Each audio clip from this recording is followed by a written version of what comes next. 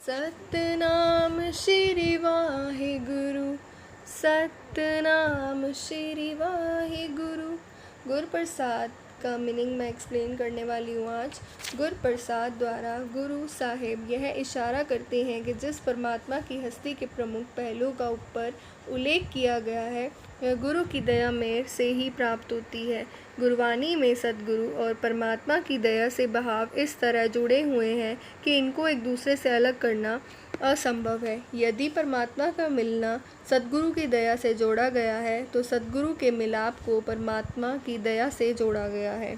गुरु की शिक्षा पर चलने से अज्ञान के अंधकार का नाश हो गया और परमात्मा से मिलाप के रास्ते में खड़ी रुकावटें भी दूर हो जाती हैं।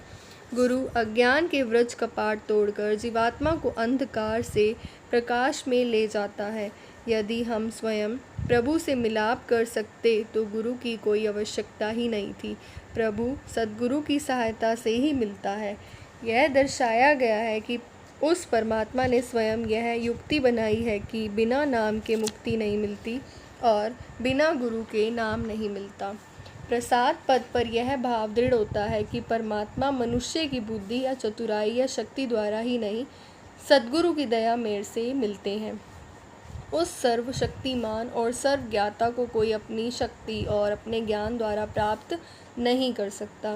गुरु प्रसाद पद से यह भाव दृढ़ होता है कि परमात्मा मनुष्य के यत्न द्वारा या कोई मूल्य अदा करने से नहीं मिलता।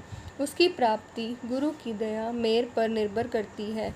जिस पर गुरु दया करता है केवल उसे ही परमात्मा से मिलाप का सौभाग्य प्राप्त होता है। गुरु प्रसाद चयन का भाव दृढ़ करवाता था, अर्थात जो गुरु जिस पर प्रसन्न होते हैं उसको अपना शिष्य बनाते हैं।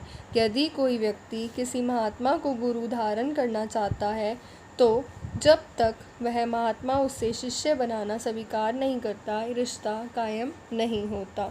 शिष्य गुरु को नहीं चुनता। गुरु जिस पर प्रसन्न होते हैं उसको अपनी शरण में लेना और उसका मार्गदर्शन करना स्वीकार करते हैं।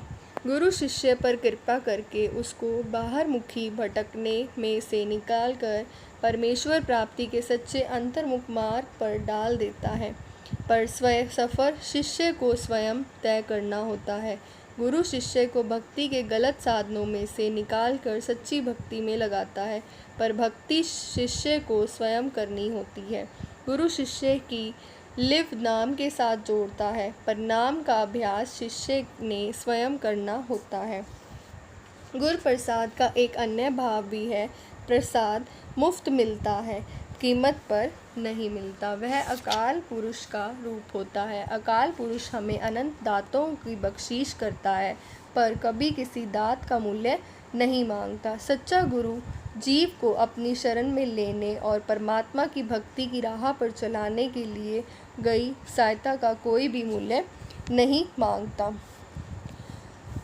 गुरु प्रसाद द्वारा साहिब यह गुण भेद समझा रहे हैं कि जो एक ओंकार सतनाम और कर्ता पुरुष के रूप में सृष्टि की रचना करते हैं वही गुरु के रूप में प्रकट होकर जीवात्मा को अपने साथ नाम मिलने की दया करते हैं। गुरु साहिब समझाना चाहते हैं कि परमात्मा के हुक्म में जगत में आई जीवात्मा केवल उसके द्वारा ही संसार में हर तरह के बंधन तोड़कर निज घर वापस पहुंच सकती है।